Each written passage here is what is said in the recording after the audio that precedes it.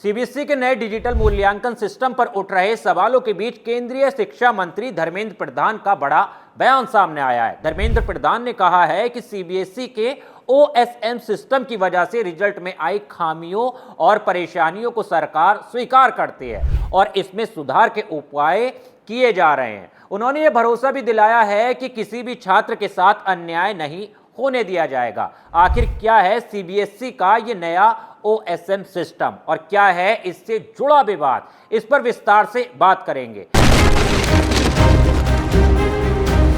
नमस्कार, बोले भारत देख रहे हैं, यहां पर मैं हूं आपके साथ ऋषभ चौहान। दरअसल ओएसएम का मतलब है कि ऑन स्क्रीन मार्किंग।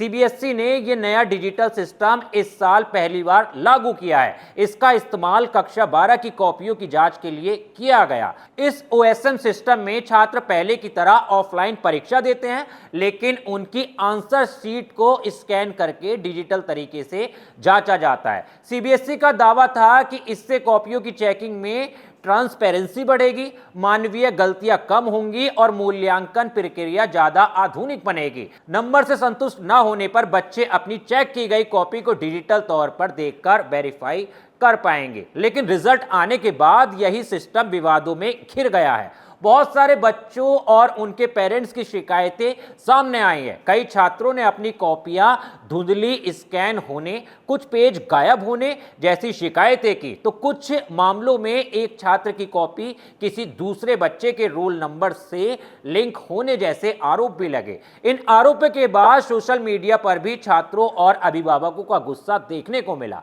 लेकिन सीबीएसई के क्षेत्रीय अधिकारी ने हाल ही में दिए बयान में इन शिकायतों को खारिज करते हुए कहा था कि नए सिस्टम में कोई दिक्कत नहीं है, नतीजे वैसे ही आए हैं जैसी बच्चों ने परीक्षा दी है। कंट्रोवर्सी कुछ भी नहीं है। बच्चे ने जो भी उत्तर लिखे, जो भी अटेम्प्ट्स लिए गए, उसके हिसाब से ही उसका मूल्यांकन होगा। बच्चे यदि लिखेंगे नहीं तो definitely they will get the 0 marks.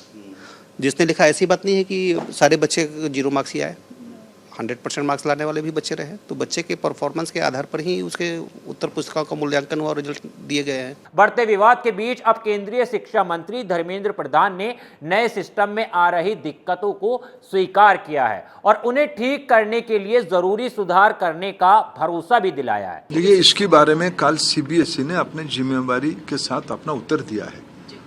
Bharat सरकार की जो प्रोक्योरमेंट पॉलिसी है उसी के तहत उन्होंने किया है। उसके ऊपर मैं आश्वस्त करता हूं, अगर ऐसे कुछ गड़बड़ी हुई होगी तो किसी को हम स्पेयर नहीं करेंगे।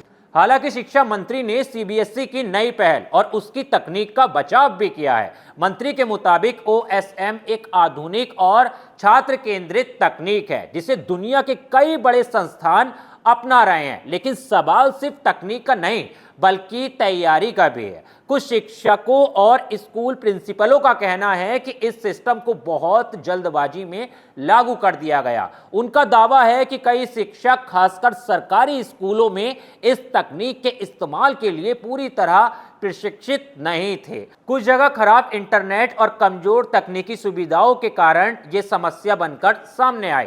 यानी जिस तकनीक को पारदर्शिता और सटीकता के लिए लाया गया था वही छात्रों की चिंता का कारण बन गए।